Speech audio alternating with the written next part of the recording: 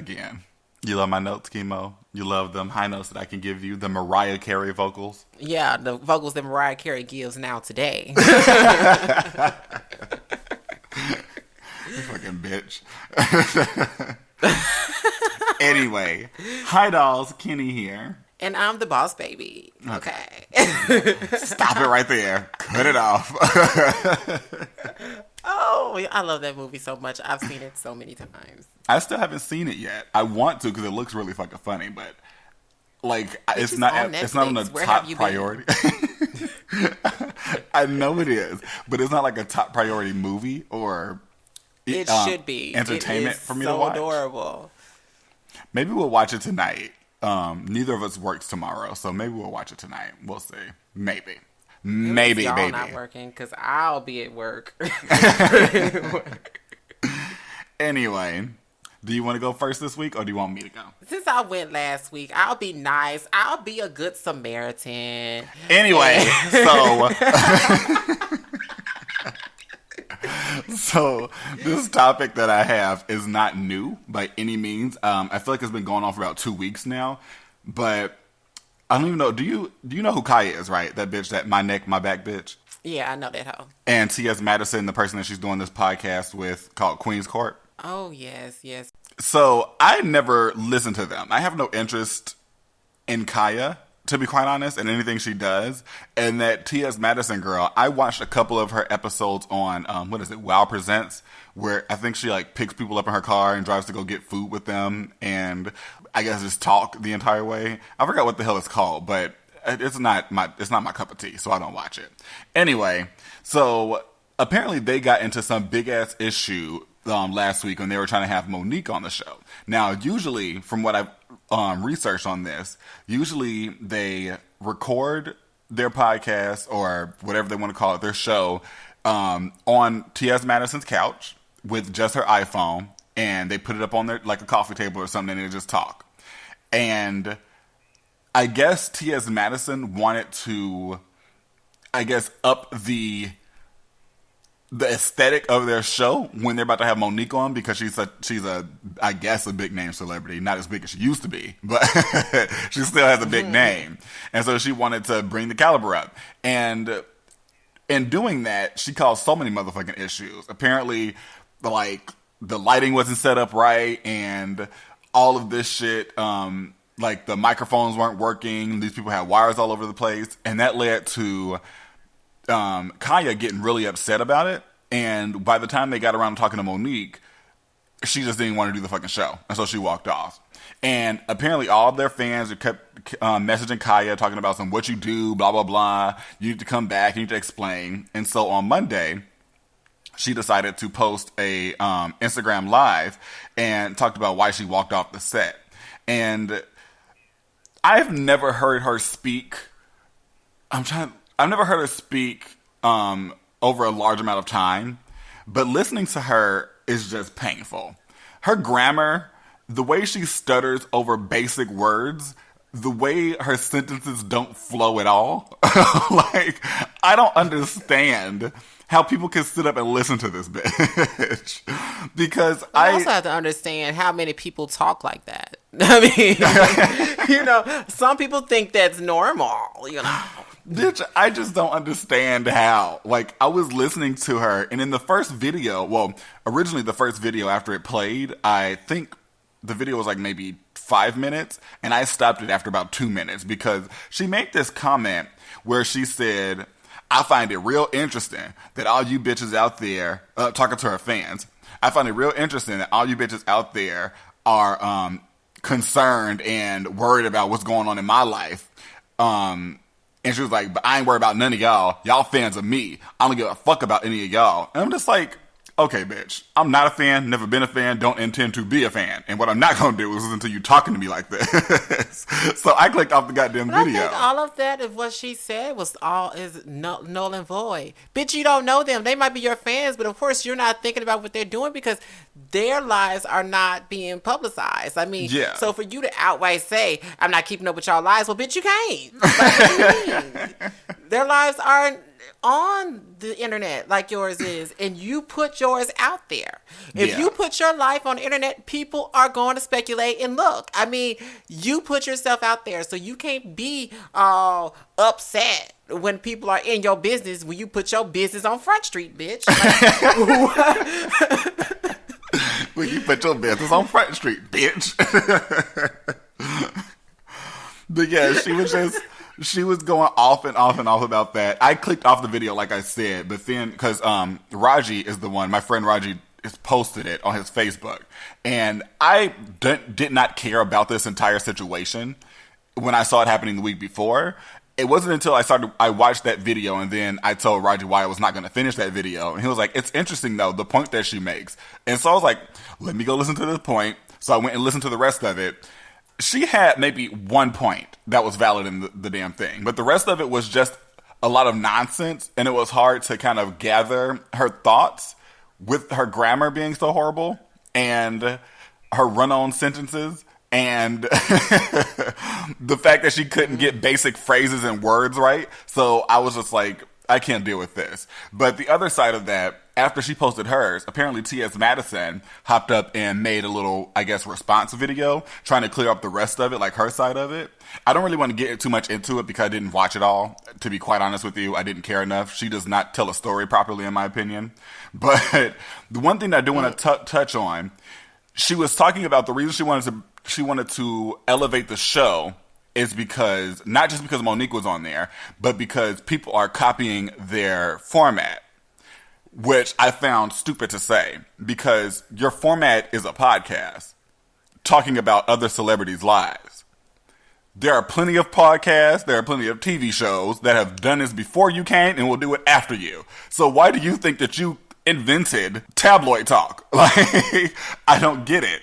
And the only people that I could assume that she was talking about, because she said they just came out last week or a week ago or however many weeks ago, which is that, I don't know if you've seen the commercials for it, but Two Dope Queens. Have you seen that? oh, yeah, I have seen that. It's on HBO or something. Right? Yes. So those are the people that I assume that she was talking about because their trailer just came out for it. And so she was like, they're over here still in our format and blah, blah, blah. The thing is, from what I researched on them, they don't really talk about celebrity lives. They essentially talk about themselves and more personal things and more about like the LGBTQ plus issues and gender equality. They're talking about stuff like that. I mean, of course, they do a couple jokes and whatnot, but they've had a show since 2014. And like their podcast together has been going since 2014. It wasn't until recently that they got this HBO show. And even then, bitch, they had to film the special. Then they had to film the trailers for this before they posted it up. So it's not like just last week they came together and made this podcast because they heard of you. Like, that's what I thought was stupid. Because from what I looked at, they didn't start their podcast until December. So for you two bitches to start a podcast in December and think that somebody's copying you when your podcast is not that popular, as popular as y'all think it is, it's not that big. Well, like I said, I don't really listen to it. I saw the one where T.S. Madison was interviewing Khia, and that's the only one that I saw, and I guess that interview sparked their podcast. But Bitch, I have not seen even that. That's all I've seen. And I'm not even going to say I've seen it. I've seen people post clips of it on Instagram. That's what I've seen. Because I myself did not go looking for this, you know. What I saw, I mean, I can see why. Because there were like funny bits in there. And like everybody loves a little drama and a little, you know, cattiness. And that's what they do. So, I mean, whatever. You know, and to me, instead of saying that bullshit as reason as to why she wanted to upgrade their setting, how about you say that, oh, this is what we're trying to make into a monetized career together, and we're trying to now give out the best quality we can give, instead of saying, oh, these bitches are copying us. When you are dime a dozen, bitch. Dime a dozen. There are so many podcasts and places and people that, honestly, I didn't know that this was a podcast or whatever they were doing. I was hearing things about it, but you know, my ear was not to the ground on their situation. I was not, really, really checking for it. So, I mean, I didn't really know much about it. I don't know much about TS Madison, but the few things that I've seen, I have not been here for, Yeah. Because I don't like that elevated sense of worth when you look like you live out of a cardboard box. You never look like you come from money, so bitch, you like you shop at the penny saver. So I'm like, so not to come for her, but Come for her, honey. Come for her. But apparently people were pissed off that she was even trying to change the show, because I guess people just liked her. People just liked them sitting on their couch or sitting on her couch in that living room with the iPhone. Yeah. And they were like, y'all got this fucking Queen's Court thing up in the background and y'all trying to do all these lights and microphones. I don't like it. Which I felt was kind of stupid to say. Like, I understand that some people like that kind of underground charm, but when somebody's trying to make a living off of something that they love doing, they can't have that underground charm all the time. You have to elevate the way your shit looks, because not a lot of people are going to take you serious sitting on your couch with an iPhone recording. Yeah, it's just like when you say, we watch Beauty Gurus. And so they start off with crappy backdrops and crappy lighting, cameras, grainy, just green sometimes. It all depends on the situation. But as they become bigger in their hobby, well, what started off as a hobby becomes a career, and they start to be able to monetize off of the things that they love to do, they start to upgrade their equipment and their settings, and they get better places to live. And then you just, to me, it's especially if it's somebody that you love, like for instance, like Jackie Aina, or It's My Ray Ray, or there's one I follow, Carly, Bible, Desi, the people that I follow, watching them come up is like you come up with them, although you really don't. I ain't getting no come up watching them, but I'm saying that you enjoy seeing them come up. Because it's like, okay, they're getting their followers, and me, if I find somebody that I really love, or if I'm really inspired by, and I watch them regularly, I love to see them come up and become more. And I mean, it makes me feel good. And then sometimes it's like, you know what? That's gonna be me one day, bitch. That's gonna be me. I'm gonna come up just like you. I'm gonna do it. It's gonna happen. But you're right. It's really nice seeing people that you enjoy watching, that entertain you, seeing them come up and seeing them improve in their quality and whatever that they're doing. And so I feel like it's very small-minded, and I kind of question how much you actually like this person when you say you don't want to see them upgrade shit. Because of the way that it looked, I can understand it at one point, but at the same time, if they had actually put more effort into it, I feel like because they were trying to go with the whole judge thing, so they had this big-ass judge's bench table looking thing, whatever the fuck it's called, had that up there, and they had these gavels, and they would wear these fucking robes, the judge's robes, and they were doing all that, which that's cute, whatever, but it still looked low budget. But I mean, if that's what they needed to start off at, that's where the coin was, bitch. That's all the coin could fund. Then that's what they had to do. But I feel like I just don't know if I have to question how much you actually like that person if you don't want them to grow. If you want them to sit in that same fucking living room for 20 years later, filming on a goddamn iPhone, bitch, and get no money from it, I just question. I question a lot. Oh, I question everything. Just in general, when it comes to people, they start to make me question my own life. Bitch, your shit's so fucked up. Something must be wrong with me. But so my first topic is, I don't know if or the people that may be listening to this podcast know who Piers Morgan is. Piers Morgan? But yeah. Yes, I know. So basically, in the lieu of Celebrity Big Brother, as you know, one of the people that I guess people are talking the most about is Omarosa. Yeah, that being bitch on there. And, she's talking about White House secrets and shit, apparently. That's why she's getting paid so much to be on there. She's getting paid more than everybody else to be on there, because people are just waiting for her to spill that tea, child. And so this is why I feel like Piers Morgan has taken this time to do what he's doing now is because she's locked up in the Big Brother house and doesn't know what's going on right now. So he can get away with saying what he's saying without her retaliating anytime soon. What is he saying about this bitch? So Piers Morgan, as I don't know, I've never seen The Apprentice, but apparently Piers Morgan and Omarosa were on The Apprentice together. I didn't know that. I knew that she was on there, but I didn't know he was on it. Yeah, so during that time, she, took him to the side, had a little sidebar conversation, went over to him and basically said, let's have sex and make money off of it, basically. Like a sex tape? I don't know if exactly a sex tape, but basically it was I'm just trying to think of how else would you make money off of it unless you about to... Well, she was talking about how a lot of celebrities do it. Like, I don't know if it was a sex tape or it was just like a scandal that they could monetize some way off of it. Like, I'm not sure. But however it was, basically she was like, let's have sex. That's the biggest thing. Let's have sex. Gotcha. And so when he proceeded to... declined her offer very gracefully, she proceeded to call him gay.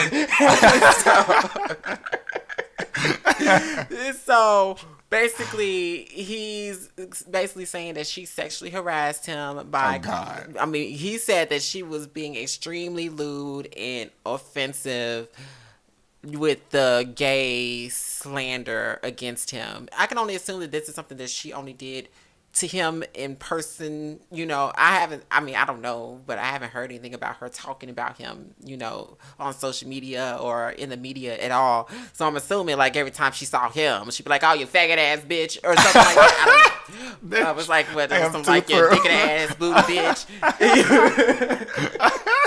So I can only assume that's what happened. Fucking done. I am so fucking done. Faggot ass bitch. Finger in the booty ass bitch. That's the only thing I can assume. I mean, because he seems very hurt, and he says, of course, this was years ago. That didn't happen anytime soon. Yeah. And so, like I said, for him to come out while she's locked up and can't do anything, I'm like, you are a bitch for real. And I mean, if you were feeling this way, why didn't you do that shit while she was able to retaliate? You wait until she's locked in the house, no social media, can't get, But the thing is, though, she will come out and she will say something. I mean, but my thing is... But I hope she don't lodge a fucking smear campaign on that ass. Right. I mean, if this did happen, it was wrong. She had no right to do that because, I mean, he's not homosexual. And even if he was homosexual, it still wouldn't be right. Yeah. But just saying that...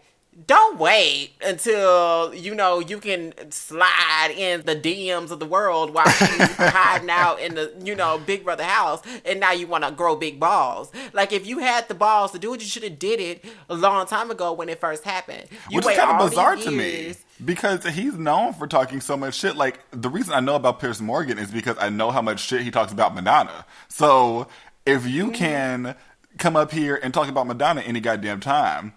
Why are you scared to talk about Omarosa? Probably because Omarosa gonna clap back. Madonna ain't too quick to clap back on the bitch. That's why Omarosa is black at the end of the day, and we all know she's crazy and she say whatever the fuck she wants to, which I can get, how that can be intimidating, but at the same time it just makes you look like a bitch, and I'm sorry. I'm sorry, I don't mean to come off hard or harsh, but now he's on all these talk shows talking about it while she's locked up in the house. And what's her name? The one that hosts Celebrity Big Brother that's on the talk. Okay, Julie Chen. Her name is Julie Chen. And so basically he was on the talking about it. And Julie Chen basically said, well, you can feel safe to talk about it because she's locked up in the Big Brother house and can't say anything back. And he was like, good. And I was just like, you pussy ass bitch. And I just can't help but feel it like that. Yeah, it really is a bitch ass move, because if you're gonna say something, be able to say it while the person can respond. Don't be running around scared. But then at the same time, it's not like she never gonna hear this. Bitch, do you think she's just gonna let this shit slide when she get out the house? She ain't. So he might as well get ready. You know, go on, get your bodyguard. Make sure that she ain't near no missile launching buttons. You know, because she gonna target that ass. She gonna aim, point, and shoot. And I'm gonna be sorry, girl. I'm gonna be sorry for your pussy bitch ass. And maybe then you might as well be a faggot ass, dick and a booty ass bitch. Because it's just, you know, with reality TV basically taking over television. It's either reality TV or it's 50 million reboots. And I feel like we're losing our art form. We are. We really are. But we're going to take this moment to go ahead and hear a word from our sponsors. And we'll be right back, bitches. Bye. So, Chemo, I have been getting my life from that damn app that you told me about the other day. What is it called? Earnin'? I have been loving it. Why didn't you tell me about this sooner? Child, if I knew about it sooner, I would have told everybody about it. You know, the people who might be living from check to check, and sometimes, that money just don't make it all the way to that next payday. Bitch, you gotta stretch $1 when I tell you stretch that bitch. Which is why I'm so happy that we have something like Earning, where you can calculate the hours that you worked that week, and they will give you an early cash out from your paycheck, and you just pay it back without any interest, bitch. What? That's what really got me. When you told me that there was no interest, bitch, I was like, wait, so this is a loan without interest? Bitch, it's unheard of. Because, literally fucking loan places be wanting to charge you half of what they're giving you. And I'm not here for any of it. So, if you're like me or Kenny, and at times you just a broke bitch, go ahead and download the Earning app. And it's just as easy as uploading your timesheet and linking your bank account. And you can be cashing out at least $100 today. Yes, $100 a day. I believe it's $500 per pay period. And it's really easy. You don't even have to upload your timesheet other than the first time you do it, because as long as you have your location turned on, it's going to track it when you're at work. You put in your location of where you work, and the phone tracks when you're there, and the app will know that. And the time that you're there, they calculate that, and then the next day you'll see that amount of money added up to the total that you can't cash out. And bitch, I'm just letting mine rack up, because one of these days, I'm going to be balling. Wait, oh my God, my phone locked. Okay. Oh God, what the fuck? Okay, just as I clicked on the fucking page for my notes, my screen locked. All right, so on the topic of TV shows that we used to love, you may know about this, but I don't know, because you don't keep up with it as much as I do. I be on Instagram and Twitter a lot. Anyway, there's a situation that's been happening with our two lovely ladies of Sex and the City, Kim Cattrall and Sarah Jessica Parker. Have you seen this bullshit? What's going on? What I miss? What's happening? Bitch! Let me tell you what the fuck happened. So, the other day, I forgot if it was Monday or Tuesday, but sometime this week, Kim Cattrall's brother died. I don't know how he died, didn't get that deep into it. But when her brother died, I guess people were tweeting her condolences, and Sarah Jessica Parker was like, I send my condolences to you on your time of need or whatever it was. And bitch, Kim Cattrall was not having it. She was not having it. So she tweeted, so on Instagram, she screenshot this little, I guess she typed something up, and then it said, I don't need your love or support at this tragic time, at Sarah Jessica Parker. Added that hoe. Was not being subtle about it. So then, in the comment, or not the comment, but the caption of that post, she puts, my mom asked me today, when will that Sarah Jessica Parker, that hypocrite, leave you alone? And then she says, your continuous reaching out is a painful reminder of how cruel you really were then and now. Let me make this very clear, if I haven't already.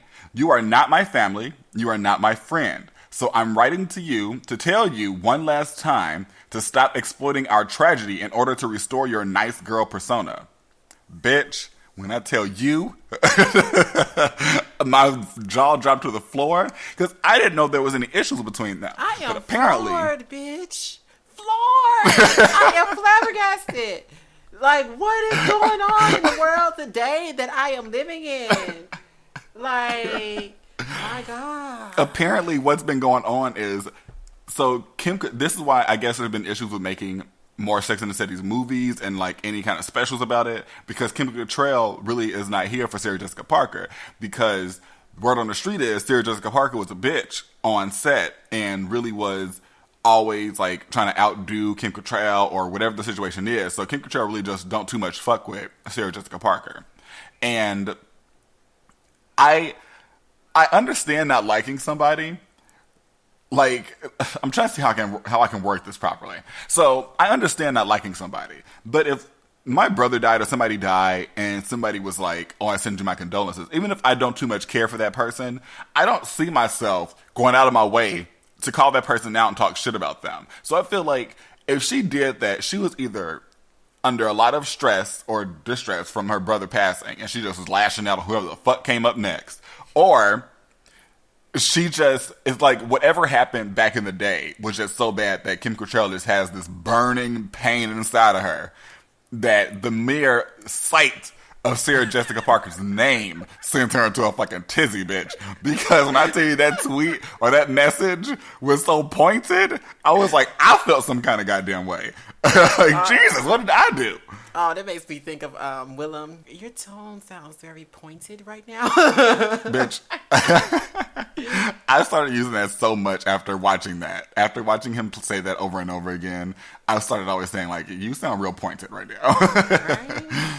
Like, my whole, it makes me think of Tyra Banks and Naomi Campbell. I feel like it's like one of those things that, you know, this person did whatever they did to you and you are carrying it with you until you die. Because that's basically what Tyra does in regards to Naomi. Yeah. I did not know all of that was going on. And it's always so weird when you find that stuff out. It's just like, you know, when Betty White was saying that Beat Arthur didn't like her. You know, it's like, how are we all working together for all those years? Honestly, I could see it. Like, I mean, I'm sure it was, because I know you could argue that it was a script, but I don't know. I feel like it was something that transcended acting and the way that she would react to Betty White's character. And, I mean, it was funny in the show, but sometimes I'd be like, bitch, damn, did you have to, though? Did you have to go at it like that? Sometimes, you know, when you think about that, you're like, how did y'all work together for all those years? Like, how can you work with somebody? I guess some people just really want their check. Well, I get, you know, when you get to work, I can understand, because I'm that person. I check out of everything else when I'm making money. You know, when it's time to clock in, bitch, I clock out emotionally. So it's kind of that, you know. So I can get that. You know, you got to, but at the same time, though, you have to think, like, they were older women on this show that was actually really popular, and that's not really often. Like, women, when they start getting older, they stop getting roles for shit. They start getting typecast for just one certain thing. And so for that kind of show, that's still very unprecedented in today's fucking world. So I feel like she was probably like, listen, bitch, I may not get this chance again, so let me shut my ass up and just collect that check. That's just how I feel like it would happen. Yeah. Because I really don't think they would want to give up that chance of a show being that popular with these older women on it and think that they're going to get that chance again. Yeah, because let me get a sitcom, bitch. That's one of my, that's one of my dreams, is to, like, write and produce and star in a sitcom. Like, bitch. I don't even know what my sitcom would be about, but I would love to write one. like a gay sitcom. I would love to be in one.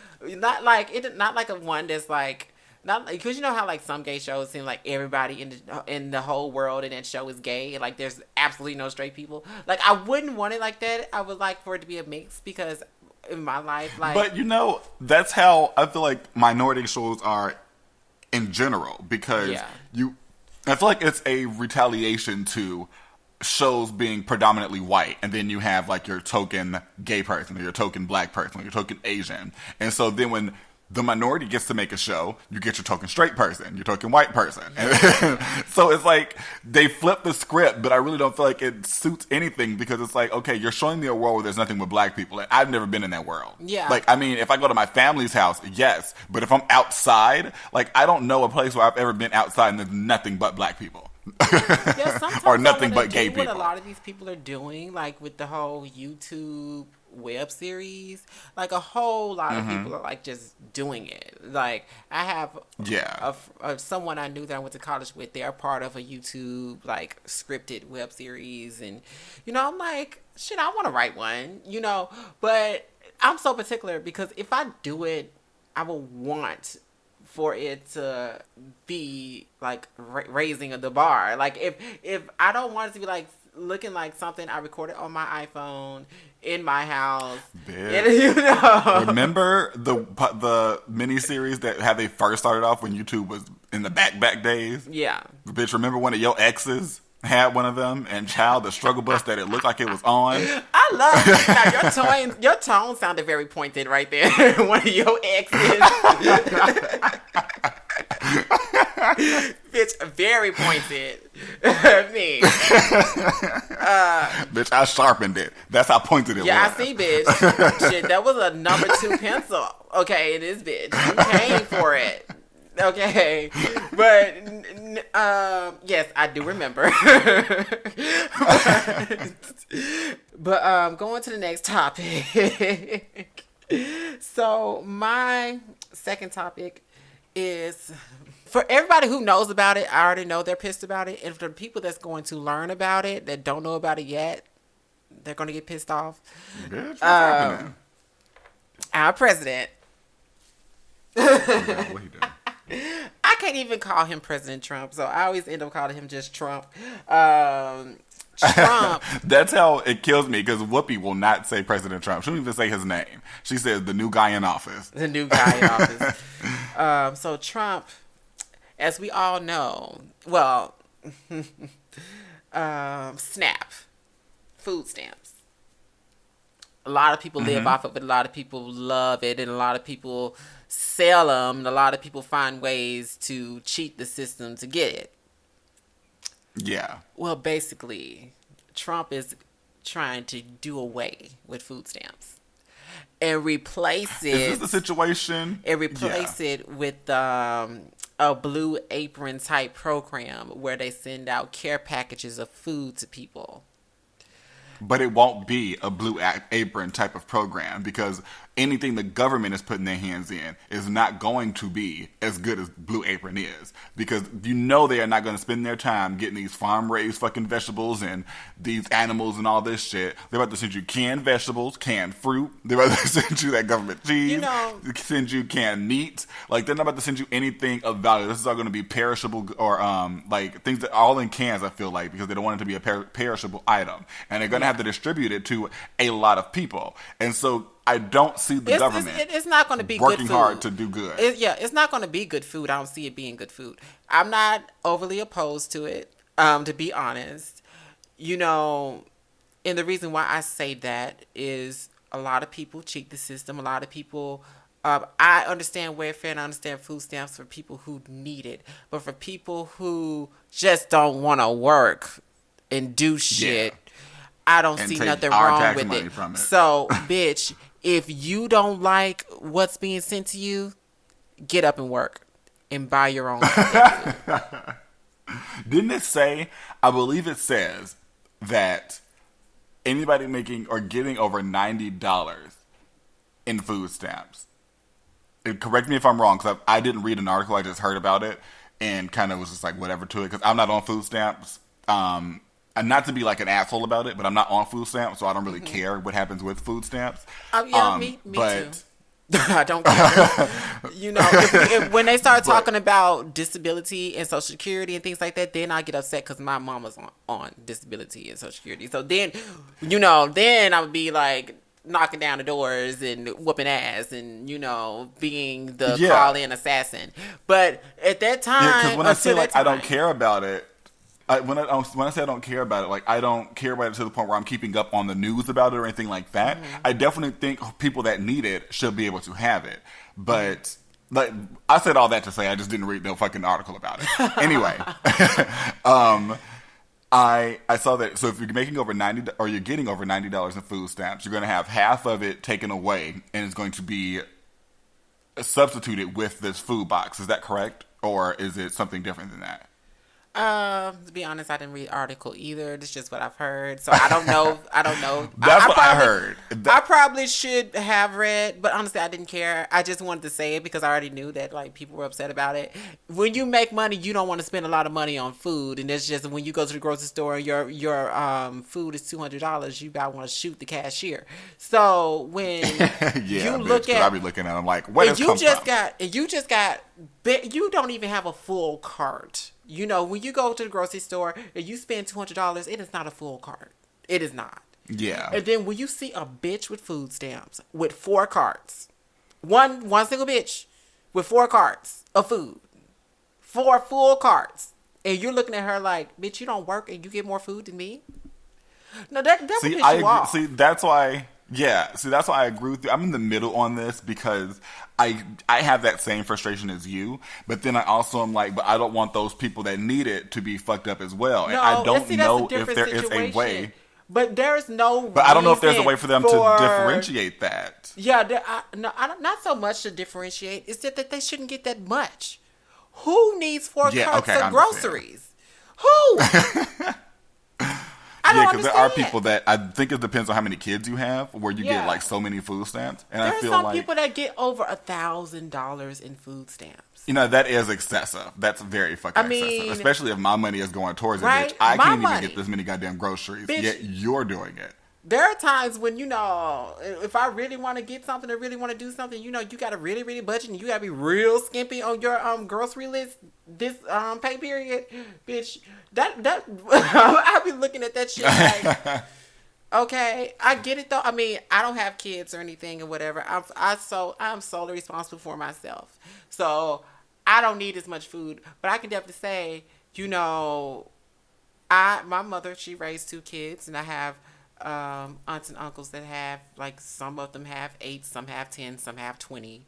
How? You know, and they don't have food stamps. And they took care of their children. You know, they worked hard and they made it happen. I had food stamps for 6 months. When I was 21, I know I had just started working at that beauty supply store. And I was making, so I was like, it was essentially part-time, but I was working a lot of hours. So I could, I guess, just enough to where I could still get it. And so I was like, when my mom was talking to me about it, because I was still living with her, when she was talking to me about it, she was like, you could get these, you could help pay for, you could get the groceries or whatever. And I was like, okay, whatever, fine. So I got it. I cannot tell you how much I was getting for food stamps a month, but I know that I got it. And I remember the fact that with food stamps, you have to check in a lot. So they got to verify all of this, and you got to check in every 6 months. And I remember when that 6-month mark came up, I told my mom, I'm not doing this no more. What I'm not about to do is check in with you, check in with anybody every 6 goddamn months for any situation in my life. So that's what kind of turned me off. I can't get behind the notion of every 6 months I got to walk up in this busy ass office. What is it, DES? Yeah. I got to walk into this busy ass office, pull a number, sit here for most of my goddamn morning just to do this. This is about the same as the fucking DMV. No, Kenny ain't going for it. I'll spend my own goddamn money. I'll save up what I need to save up and budget what I need to budget so that I can get the food that I want to get. So that's what I did, because I am not about to go report to no goddamn body to live my motherfucking life. Yeah, exactly. My thing is, if you need it, yes, food stamps, I feel like it should be available for people that are going through hard times. You know, their company closed down. And I mean, there are exceptions. There are reasons for it. But just for a lazy bitch, no. My thing is, I remember when I was in college, you know, when you're a college student, you're eligible to get food stamps. And like a lot of people were like, why don't you sign up for food stamps? Like, my thing was, you know, I never had to worry about money when I was in college. Not once, ever. So there was no need for me to go and be like, well, just because I'm a college student, let me get food stamps, because I didn't need it. That makes me think about this time. It was a couple years ago, or more than that, actually. And I remember there was this story that broke on the news. I don't know if it was an Arizona thing or if this was somewhere else, and I just heard about it. But this girl who was talking about how she had never worked like a day in her life because she lives off of food stamps and aid or whatever. Because all she does is she'll get pregnant and have another kid and get all these benefits from the government, and so she doesn't have to work. And I remember that shit made me mad because I was like, how the fuck bitch. Is it how the fuck is it legal, or how are you able to do nothing but sit around and fucking get pregnant and be able to just live off of these food stamps and the government assistance? Like, that kind of shit needs to be reformed, because I don't like the thought that these people can be lazy and literally try to cheat the system so that they don't have to work a day in their life. But I have to sit my ass up here and slave at a place that I hate going to every goddamn day to make ends meet. Yeah, I feel like that should be a time limit, like a restriction. Like, I feel like you shouldn't be able to just lay up and not work all your life and just get food stamps and stuff. Like, how I feel like that would be really good, a time restriction. Like, okay, bitch, we're going to give you these, or we're going to give you this amount of money, but bitch, you got about, I'll say maybe 2 years or maybe less to get your ass up and find something. If you ain't found nothing in 2 years, bitch, you wasn't looking. You really weren't. And if you a bitch about your business, you would pound these streets to make sure you got a job and whatever you could get. And it might not have been the best job, but bitch, at least you had one. At least you were taking care of yourself. At least you were about your business. At least you were being a boss bitch. And even if you're a boss bitch at McDonald's, bitch, at least you're getting a paycheck. Speaking of working hard, bitch, working hard is Trixie Mattel trying to be funny and failing. Bitch, I hurt. Did you watch the behind the scenes? No, I don't think I did. Since you didn't see the behind the scenes, they have posted this on Rupaul Drag Race Instagram, on their Instagram stories. And so they had each story with the queen as their character on Snapchat. And so basically you would swipe up. Oh, bitch, I didn't see that because I don't follow them. Let me go follow them right now so I'll stop missing shit. Yeah, stop missing shit. They post a lot of extra shit on there. You would swipe up on each one, and then they'll have it's kind of like they would sit down and being interviewed as their character and basically being asked what the perfect snatch was. And the thing is, Trixie did good on that. She actually did good on the behind the scenes, but she fucked up in Snatch Game. But didn't she say that she was really fucking nervous? Like, she said that anxiety kind of built up inside of her. Yeah. To like when she was sitting in front of Rue, in front of all these people. Because, she's used to doing this in front of a crowd that already thinks she's fucking hilarious. She's used to doing this in front of Katya. She's used to doing this, like, not with this kind of, I guess, this kind of fire under her ass to need to get this done because she may be put into the fucking bottom and then sent home. And I think those nerves got to her so fucking bad. You can tell because she was crying. And I think it's like one of those things I feel like she's still dealing with a little bit of trauma of her first go round, which, coming back and leaving right after, like just being... Well, she said that. Yeah, she said she didn't want these bitches to know that, but now they do. But you could tell, you could see it, like she was kind of reserved, and because Trixie, you could just tell she wasn't being out there. She wasn't outgoing. She wasn't really trying to take the spotlight. She was in the background, and that's not Trixie. She really was. And all you kept seeing her do in the back, and which was irritating me, is her fucking head movements the entire time. Right? Like when the camera would be panned out enough to see her and everybody else, she made sure she was doing them head movements, but she was not landing any jokes. Besides that very first one, that's the only joke she landed. And I remember I saw that and I was like, oh, this ain't gonna be that bad. And child, was I wrong. Being stole the show, though. Stole the show. I felt like Shangela could have done better with Jennifer Lewis, especially since she knows Jennifer Lewis. Like, yeah, y'all are friends. You were her assistant. You live with her. What else happened in fucking Drag Race besides Trixie? Because that's all I really was kind of hurt about was Trixie. Because I was so let down. I just knew. Well, I was hoping that Trixie was going to come up and fucking wow us with her RuPaul. Because whenever she does RuPaul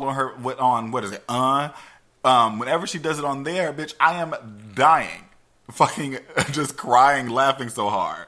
But then up there, I was like, the moment I found out that she was going to do RuPaul, I was like, this is not going to go good. Because nobody ever succeeds when they do RuPaul. I know she's really funny when she does it, but nobody ever succeeds on this show when they do RuPaul. To be and honest, this is what happened. To be honest, I feel like no matter who she would have done, she probably would have bombed it. And this is why I say that is I feel like unless something changes, is something like her mentality changes, I feel like competitions are not for Trixie. Like, yeah, it's just, some people, it's not in them to be in a competition. I feel like you can be and be competitive in general. Yeah. Shangela's shady ass over here with her fucking speech talking about the person that I picked. She has an amazing career outside of this. She's built a name for her outside of Drag Race, and I know that she'll be able to go far outside of this. And then pulled Chi-Chi's fucking name. I was like, ho. She did that on purpose. I don't want to hear what nobody says. She did that on purpose. And did you see that meme? Where the one where they were like, the person that I picked has a show on Vice. His best friend with Kati. Yeah, because that's basically what she did. She outright described Trixie. Because Chi-Chi ain't achieved none of that shit. Somebody was saying that Trixie was full of herself for thinking that it was her. And I was like, but how? Because what the not to sound mean. What the fuck is Chi-Chi doing? What was Chi-Chi doing before Drag Race called her and we started hearing her name again? I mean, maybe she was doing something, but it was not as popular as what Trixie is doing, obviously, because she didn't get a goddamn show. On top of that, neither is Kennedy. I think Kennedy's really big in the drag scene. Where in Texas, I think she and as a pageant Alyssa queen. are from. Yeah, as a pageant queen, but she's not really huge. She didn't make a huge name for herself outside of that. Nobody, like, besides the Drag Race fans, not a lot of people know of her. But then Trixie does. So to sit there and talk and say that speech, yeah, because Trixie travels the world, and does shows. But my thing is, that point that person was trying to make was null and void, because it would have been different if Trixie was the only person that thought that was about her. But every single person that watched that episode, if you went on Twitter, you went on Instagram, you went anywhere on social media, everybody thought that Shangela was talking about Trixie. I mean, everybody just knew Trixie was going home. Everybody thought it, and then went to talk shit about her after the episode went off, because that bitch broke down crying. But I found the quote, the meme. It says, "The person I've chosen is from Milwaukee, Wisconsin. Is bald. Has a TV show on Viceland. Was a lovely fifth alternate on season 7. Sent me out of her station and played Rupaul in the Snatch Game." Yeah, because and then shows Chi-Chi's name. She may as well have said that. She may as well have said all that stuff, because she was talking about Trixie. Now, I'm going to say this because, Ben is. I feel like Ben's going to be on top to the end. I just don't see her falling off, and she might. It could be possible, but the thing is, though, I don't see her winning any more lip syncs. And the reason why is because if she can't find a way to be funny, she's not going to be able to win it. And especially if she's going up against Shangela every time. I mean, she keeps ended up going against Shangela. Shangela's a performer.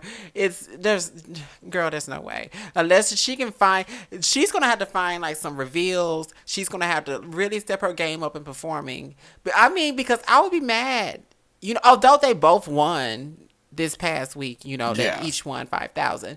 But I think RuPaul was hoping for them to send two people. Try to get 2 people. But strangely enough, they picked the same person. Yeah. But at the same time, that's why I don't know if... I feel like there's going to be a moment where Ben does not get the top, because Ben excels in these challenges where you have to be funny, just like you said with the lip sync. And so if there comes a time where the challenge does not really need you to be funny, which is rare in Drag Race, but if the challenge doesn't really recall or need you to be funny, she's not going to do... I don't think she'll do well, because every single episode has been a comedy type thing. Yeah, most of the challenges, though, either have to do with comedy, acting, some type of performance. And Bendela is a performance queen. So, I mean, in that way, not like in a lip sync way, but in like a theatrical way. Mm-hmm. So, most of the challenges are like that. And not only that, she's great with costumes. So, I mean, because I think the next challenge is going to be a costume challenge, from what I remember. Her runway dress was so fucking pretty. Yeah, that was like the best one to me, I would say. It really was. I love the way Trixie that too, shit though. was designed was amazing. I love Trixie's too. I didn't really like Trixie's. I'm not here for a lot of Trixie's looks. I feel like it was a lot going on with that look. The reason why I liked to some of the other is because it was very, very Japanese, and Japanese are very much like, let me put one more extra rhinestone. They're very over the top with everything. I did see the kawaii-ness I got that. of it, and it was very her aesthetic. But I was just like, I mean, it's cute, but To be honest, though, it was more Aja's aesthetic. Yes. Than Trixie's. I feel like Aja should have been wearing that because she's very kawaii, you know. What did Aja wear? What did she wear? I don't remember. Aja is one of those. She's one of the queens that is fading into the back. I mean, she's been safe every episode. And has she? But she's been safe every episode. That is true. But she stepped up. I mean, because I enjoyed her Crystal LaBeija, and I didn't know who Crystal LaBeija was, so I had to go research her to see who she was. Because I was like, who the fuck is this? Yeah, so I feel like she did Crystal LaBeija very well. I mean, she really characterized, and to me, I feel like that's where a lot of people fail at Snatch Game, is that they don't know their character. For instance, Chi Chi and Maya Angelou. That bitch didn't know Maya Angelou at all. Bitch, when she said, "Why does the cage bird sing, darling?" I don't know. I don't know why the cage bird sings, darling. I was like, bitch, first you fucked up because you didn't know how to spell a name. Then you fucked up because you don't even know why the cage bird sings, bitch. Why'd you pick her? To be real honest, to me, that characterization was more Eartha Kitt than Maya Angelou. Yeah, the way she talked and everything. I was like, what interview have you heard of Maya Angelou talking like this? You know what I think happened? I think Chi Chi was trying to do Eartha Kitt, but she thought Eartha Kitt's name was Maya Angelou. Snatch Game is really a make or breaker because I feel like a lot of people want to get there, but then they just freeze up when they do, or they excel really well. Like Ben was fucking stand out. That bitch was that character, like exactly. And Shangela, she was good as, in my opinion, she was good as Jennifer Lewis. But it was very one note. She could have took it more. It was. Jennifer Lewis is extremely over the top, and she just sat back there. It's all she was is just funny. That's what she only focused on the funny part. She didn't really get into the way that Jennifer she didn't Lewis get talks into character because I feel like Jennifer Lewis would have overtalked everybody. She wouldn't have let anybody get a word in. So I feel like, shown in that podcast with Ruth, they had to rein her in so hard. Yeah, I feel like she is an attention hog. She loves to get all the attention. She loves to be the center of attention. I don't see her just sitting there letting these other queens talk. You know, she would have been like, I am Jennifer Lewis, and none of these bitches over here are as good as me. You know, this is just, she should have, y'all asked all of these bitches over here, but none of these bitches are Jennifer Lewis. You know, like, she could have took that so far, and she didn't. And I felt like because she know her, she probably didn't want to offend her. You know, like, she didn't want to take it too far because, I know her and I didn't want to disrespect her. But I feel like Jennifer Lewis can laugh at herself. I do want to end on this note of talking about the rumor that was going around early on, like right before the season started, where people were saying that whole what is it? The Handmaid's Tale? Yeah. That theme that's going on, and they're talking about that BB is just going to skirt along in the middle, and then she's going to be reporting to Rue. It's looking truer and truer every episode that she doesn't win a challenge and doesn't hit the bottom. Like, she's never gotten critiqued. She's always been safe. She's never won anything. She's never looked like, you don't see a desire. Like, everybody else's, like, little interview segments are talking about how they need to get to the top this time. They want to be at the top. I have not seen that from BB, unless I'm mistaken and missed something. BB is quite happy to stay in the middle. I've never heard her talk about, like, I need this challenge. I need to win this challenge. I'm sick of being in the middle and being unseen. Everybody has said that except for BB, or except for Ben as well. But Ben is always up there, so she don't need to say she needs to win. She's always at the top because she knows she gonna win. She don't need to say her question is, who am I gonna go against this challenge? Yeah, she needs a bad lip syncer so that she can win it. Because you get the chance to win $10,000 every week. And I'm just like, girl, you're missing out on a lot of money. You just giving away all this money, girl. I just couldn't imagine. So that's why I'm just like, I didn't really believe that rumor at first, but every week that she's just safe and she's not really doing any talking points about how she wants to win, just makes me think that it is the truth. Because it's really bizarre to me that she has gotten by this far just being safe and not really doing anything outside of BB. I mean, they congratulated her and said that she did well as Grace Jones, but I didn't think so. I mean, she wasn't horrible, but I don't know. I just feel like BB is the epitome of one note. BB plays BB. That is it. To be honest, in any rumor that ever came about RuPaul's Drag Race has always been true, in the past. Yeah, the people that put these rumors out either have to be working there or something, because they be coming out with this fucking information long before the show come out. Yeah. But the whole thing is, I can get the whole, I guess quote unquote mold thing, but the only thing that sticks in my craw is that the whole reporting shit. Because that part, that's the same with me too. That part, I mean, all the rest of it, I can understand. Whatever, good plot for them if they just want to be creative in some way and change it a little bit. But as far as there would be no point in having a mole. Everything's recorded on camera. I don't understand what could she report back to RuPaul that RuPaul wouldn't already know. So that's the only thing that really much I'm like, okay, I can get with everything else, but that part makes absolutely no sense. The only thing I can see is BB reporting what's happening in the workroom, like who's being an asshole to who, and stuff like that. Because other than that, but what would that have to do with the competition? Bitch, it's a competition. I don't know. They should be assholes. To me, they too friendly. In my opinion, they way too damn friendly. These people get on this show and forget it's a competition. They be crying about sending folks home. I would not shed a tear. Bitch, bye.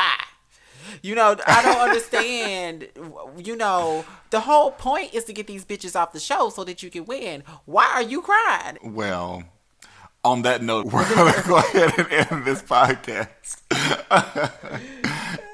Definitely want to thank you guys again for tuning in. To anybody that listened, hopefully we get some more fucking listeners. Even if we don't, I really enjoy just recording this with you, because I'm more interested in listening to it than knowing who listened to it. So I really enjoy it. But again, thanks to anybody that's listening, that will be listening in the future or has listened. You are appreciated. You are appreciated. Baby, don't you know your love is sweet? Okay. I'm going to tell you right now, we just lost all our subscribers. They all they are done with us now. Anyway, say bye to the people, Chemo. Bye. Bam. Bye. Blah, blah, blah, blah, blah. All right, calm down.